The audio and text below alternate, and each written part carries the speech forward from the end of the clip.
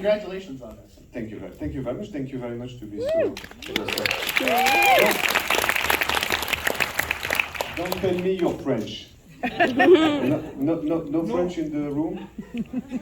Ah, il y a des Français, désolé. First of all, sorry for my English. Sorry for my, because we just arrived with my daughter at 2 o'clock, so we didn't sleep for 24 hours. When I start to say something too much stupid, tell me it's too much stupid because my brain is a bit tired. So I'm given to understand that there's an aspect of this story that is based off a real life relationship that your mother had, right? How correct am I? Yeah. So no, okay. It's straight. No, my mother, when I was 12 years old, she started to work on jail to do some class, teaching how to play, and she makes some great stuff, especially when she was 35 years old, and she struggled a lot to build entire shows on jail, So, people after being on jail, they were out of jail and they were coming at home, taking a coffee with my mom and everything. So, that was the world of my mother, and that was my world because I was a kid. And then one day she told me, I have to say something to you. I'm going to marry a guy in jail. And I said, what do you mean exactly? Marry him for real or for fake? Then she married that guy, and I was super anxious because before that guy there was another guy. He was also on jail. And he went back on jail, and I didn't like him at all. So when she told me that she's going to marry a guy on jail, it was super scary. And finally the guy came out because I couldn't go to the wedding because I was a minor. This is the right word. I was a minor, and then he came out, and finally he was a great guy because he was how do you say, un voleur professionnel, a professional thief. He was a professional thief. There are two kinds of thief: professional thief and amateur thief. The first guy was an amateur, and don't believe an amateur thief. They can lie. A professional is very structured. Like the bourgeoisie is very structured, for the profit, it's the same thing for the thief. And I like that guy. So you can love, but this is the truth. So when I started to write the script, I said, okay, I want to make a film policier. How do you say? A crime film without policemen, because there is too many policemen on television and everything. So let's try to make a crime one without policemen, and let's take my original autobiography. And then after I said, I'm not going to write a chronicle because it's going to be too boring and too French. and then after I invented so many things that they are on the movie because I wanted the film open to everyone. I wanted the characters completely touching, and I wanted the audience. Sometimes I speak French. Je voulais que les spectateurs puissent s'approprier le film, que ça soit pas simplement une chronique. I wanted for the viewers to own the movie. I didn't want for it to just be a chronicle. Oui, parce que c'était une histoire rigolote que ma mère s'est mariée en prison, mais c'est quand même très anecdotique. Because it was a funny story that my mother actually got married in prison, but it was just a little story. Et il fallait surtout fabriquer cette histoire de braquage et rendre les spectateurs complices du braquage, que les spectateurs veuillent que le braquage réussisse. And I needed to convey this experience of a heist, and I wanted for the viewers to be in on the heist. The viewer needed to want for the heist to be successful. Donc il fallait que ce soit un film de personnage. So it needed to be a character movie. Et donc il fallait que je m'éloigne de la réalité. And therefore I had to distance myself from reality. Voilà. Non, et surtout, le point de départ, c'était de faire un anti-naturalistic movie. Now, là, j'attends. What do I do? I speak in English or French? I wanted to make an anti-naturalistic movie because, in French cinema, naturalism came with Maurice Pialat. The brutality of Maurice Pialat, impressed all the French cinephiles. And then for 25 years after Maurice Pialat, everyone who wanted to make a good movie, he was making a naturalistic movie. Like everybody is, everything is believable, but too much believable, no entertaining at all. I'm not speaking about Maurice Pialat, and of course, Abdelatif Keshish, for example, is one of the masters of but it's a super naturalistic film. So I didn't want to make a naturalistic movie. The movie has to be unbelievable, like it is. But you are okay, I don't know how the American audience are reacting with the film, but you are okay to believe it because you like the characters, and because you also have joy with the film and pleasure. Okay, the film was based on this idea that I wanted, like, even if it's dramatic, because love is always dramatic, but I wanted to make a pleasure film. How do you say? Un film de plaisir. Voilà. Yeah. A pleasurable film. Like the movie of Marcel Ophuls, called The Pleasure. Yeah. Voilà. Max Ophuls. Marcel is the son. Yeah, Marcel made the sorrow and the pity, not a pleasurable film. Two different fools, yeah. How early on did Roche des Ems and Noémie Merlant get involved? They're both wonderful in this. Noémie Merlant and Roche des Ems and Anouk Grimbert, you don't like her? Oh, yeah, no, sorry, she's wonderful as well. How early on did all three of these extraordinary French actors get involved in this movie? Sorry to leave her out. Okay. Ok. Quand on veut faire voir si il faut. I'm just. When we want to make movies with actors, you need to fabriquer des couples de cinéma. Parce you que, need to create cinema couples that work on a film. because moi je sais que comme spectateur, je me souviens beaucoup des couples de cinéma. I know that as a viewer, I remember couples as actors, Et aussi on est touché par des couples. and what moves us is couples. Alors pour caster Rochdi et Anouk, to cast Roche des Ems, who is playing the stepfather, and Anouk, who is playing the mother, I needed to see them together, okay? And Anouk is very small, and Rochdi is very tall. And it was a very strange couple, because I was super afraid for Anouk that she met this Roche des Ems, because it's charismatic, from another cultural level, I mean the character. And also I was very scared for Rochdi to meet this tall petite femme, but because she's very strong, you know. And I don't know, the couple worked. And it's very funny because Roche des Ems told me after, he said, you know Bertrand Blier, the French director? Going places and yeah. Yeah. Going Places, c'est quoi ça? I thought that was Bertrand, yeah, right? Going Places? No, the movie Les Valseuses. You know Les Valseuses? Yes. Okay. So, and Bertrand Blier, he used to make a lot of movies with his wife. Anouk Grimbert was the wife of this Bertrand Blier, and one day he asked to Roche des Ems to come to the casting. And he said, no, you're too tall, it's not working at all. You're too tall and she's too small. And I said, but this is exactly what I love in your couple. So Bertrand Blier made a huge mistake, I think.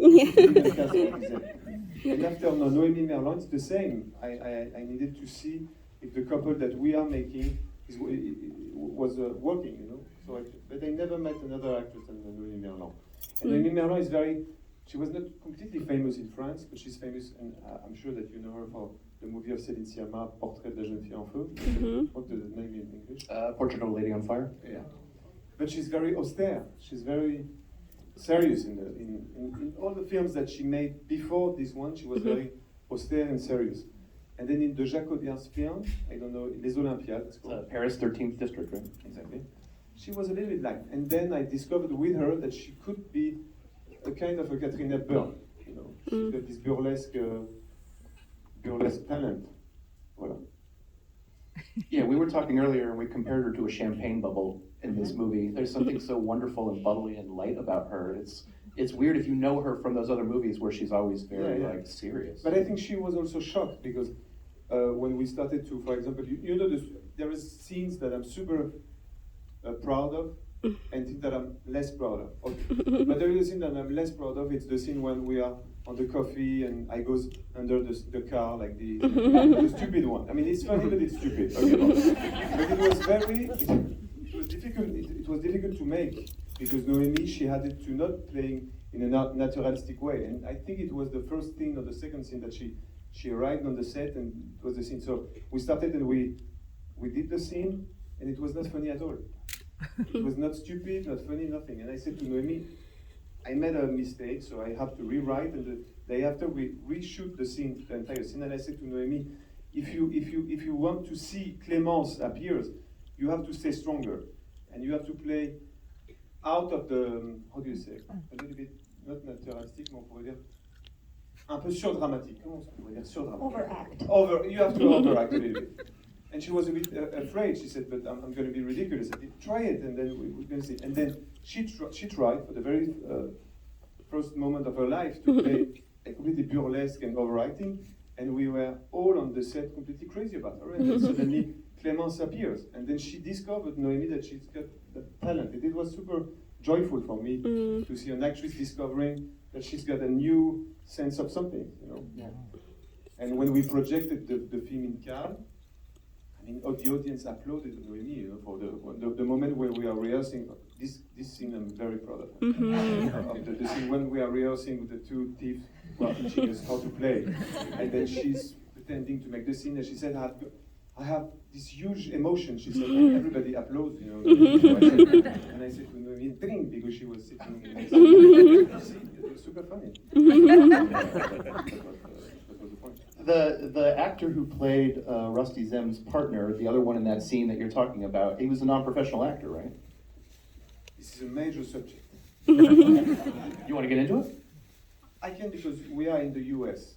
I had several interviews in France and I didn't answer it. Okay, Jean-Claude, this is the name of Jean-Claude, he's not an actor at all.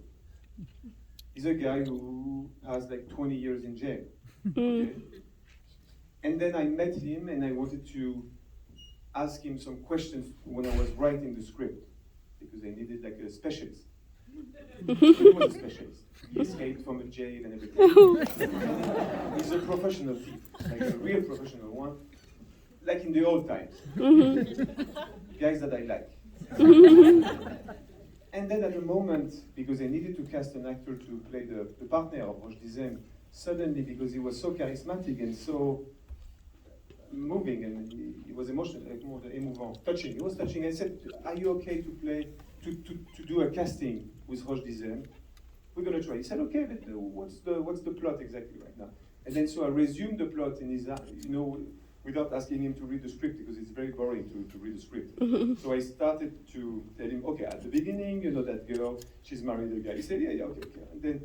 And at the end, he said, "What do you mean? Is it like he betrayed his friend? Do you think I'm going to play a guy who's betraying another?" But it's for, you know, Iago in Shakespeare, it's the best character of the training. He said, "Are you fucking crazy? I have a whole reputation on my life. I'm not going to destroy my reputation." And his friend, he came at the rendezvous with me at the meeting with a friend. And his friend passed, he was one of the longest guy in jail in France. He was 33 years in jail. So I tried to be helped by his friend, saying like, "Please help me to tell Jean-Claude that it's a good character." He said, no, he's not going to do it like this. And so I was lost. Then he has a younger friend, Jean-Claude, who said, "No, you have to do it. It's funny. I mean, you're going to be a traitor. The traitor of the film. It's good." He played in the film. This is a shitty situation and now. So we went to Cannes, and on the red carpet, of course, I said Jean-Claude Poteau has to be with us. You know, so we went the red carpet, smoking and everything. No, smoking? No, tuxedo. We said no, because in France we say it in Argentina. But it's a tuxedo. And we were happy, we were like this, you know, red carpet in Cannes. And then after, the film was released in October. Good success in France. It was a surprise for everyone. And 1 month after, I go to holidays after finishing the whole tour and everything. I open a newspaper, and I see, with a picture of us on the carpet, one of the actors of The Innocent of Garrel is in jail for trafficking of cocaine and everything. So lots of money, lots of cocaine and everything. And Jean-Claude is involved. Right now he's in jail. It's terrible. But I'm sure that he doesn't know, he didn't do anything. I'm sure about that. This is what I think. This is my belief.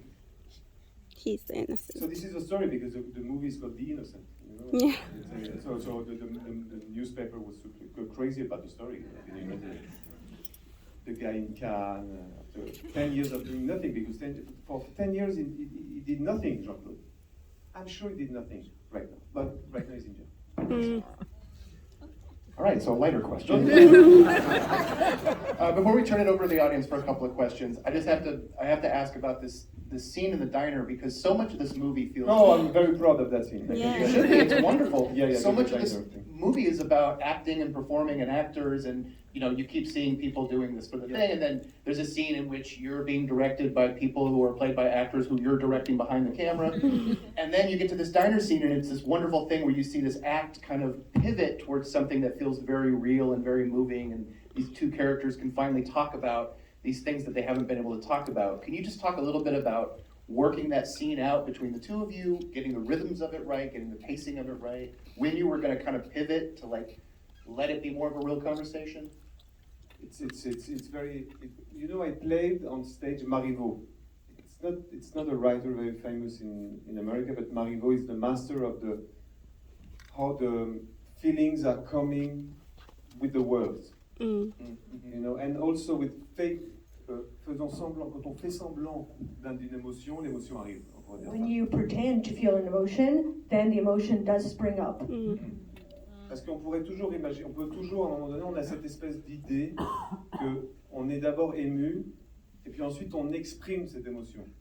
Because we have this feeling that first we are moved or touched by an emotion, and then we express that emotion. Et on pourrait dire que dans l'amour, souvent c'est le contraire qui est la vérité. C'est-à-dire que les choses commencent toujours comme un jeu. We can say that in love, more often it's the other way around. Things start off as a game. Mais même les ruptures, on pourrait dire, même une rupture quand on est même en couple, on pourrait dire, rompre avec quelqu'un, ça commence toujours par un jeu. On dit tiens, je vais voir ce que ça fait de commencer le jeu de la rupture. And when you break up with somebody, in that case as well, that often starts up as a game. You say to yourself, well, let's see what it would be like. Par exemple, il y a une nouvelle de Kundera qui s'appelle Le jeu de l'autostoppeuse. There's a Kundera novel called The Game of the Hitchhiker. Et alors, c'est un couple comme ça ils vont jouer avec le mari qui conduit et la femme qui fait de l'autostop. And it's a husband and wife couple, and they're gonna try a game where the husband drives and the woman hitchhikes. Et le jeu dégénère. C'est-à-dire qu'à un moment And donné. this game turns sour. Donc on pourrait dire que le jeu dans les relations beaucoup sentimentales, c'est un truc qui est au centre de beaucoup de choses. So we can say that games in love relationships is always at the center of things. Donc là j'avais une espèce de superposition parfaite entre des gens qui doivent faire semblant de jouer une situation pour un braquage et qui en même temps allaient donner lieu à la naissance d'un amour, on pourrait dire, l'expression d'un amour. So here I had a perfect imposing scene in which these people were at the same time pretending to be involved in a heist and feeling this relationship, and then at the same time this love relationship was springing up. Ça c'est tout ce que this is all what I can say, because now I can see the scene is good, but I didn't know that it was so good when I was preparing it. You know? So now, you know this phrase of Jean Cocteau, il disait de ce grand bazar, il faut faire semblant d'être l'organisateur. Et c'est un peu ça qu'on peut dire. Jean Cocteau used to say, among this great mess, you have to pretend that you are the organizer. C'est un peu comme ça. Mais c'est vrai que I passed a long nights writing that scene and rewriting that scene and also rehearsing that scene and re-rehearsing that scene because it was funny. I mean, to have two guys outdoor with the caviar and two guys completely normal people, like conventional people who are pretending to make like a love scene, and with the guy with eating this flottant, you know, the floating island. I mean, the scene was good. I mean, the situation was fantastic for me. So. Mm-hmm. We've got time for a couple of quick questions, and I'm looking for hands. Go right ahead, sir. So before this movie started, you had a vision of what the movie was going to look like. how different is that vision from what we just saw? Did everybody hear that? Yeah. I don't. So, he asked, before this movie started, you had a vision of what it would look like. How close is the finished product to that vision that you had in your head? Better. I think the movie is better than I used to think. Because I think one of the most style of cinema that I like is the Italian cinema of the 60s and 70s, and Italian in general. The tragicomic, tragicomedia from the Italians. This is exactly what I love. Watching. Sometimes I love also Bresson, sometimes I love also James Gray and everything, but the tragicomedia, it's, I don't know, the most expressive form of cinema. And the movie is a bit like this. It's tragicomic. And I couldn't exactly feel that the movie has this in his body.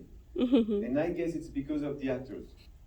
Because Anouk Grimbert, who's playing the mother, when she jumped on the film, I mean, how powerful she was, and also Noémie Merlan after, they have, I don't know, the connection between them, it became tragicomic.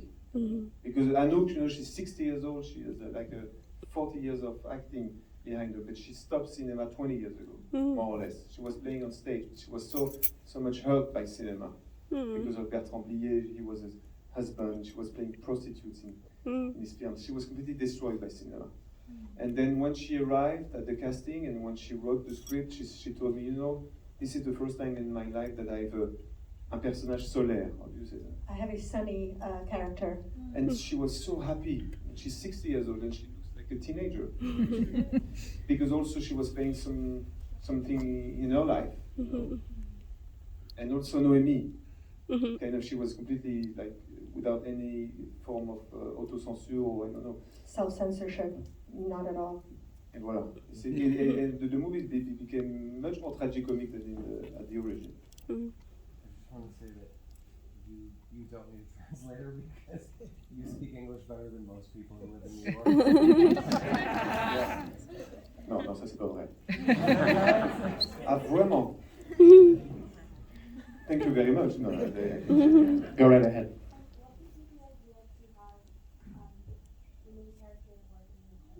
Oh yeah. What gave you the idea to have the main character work in an aquarium?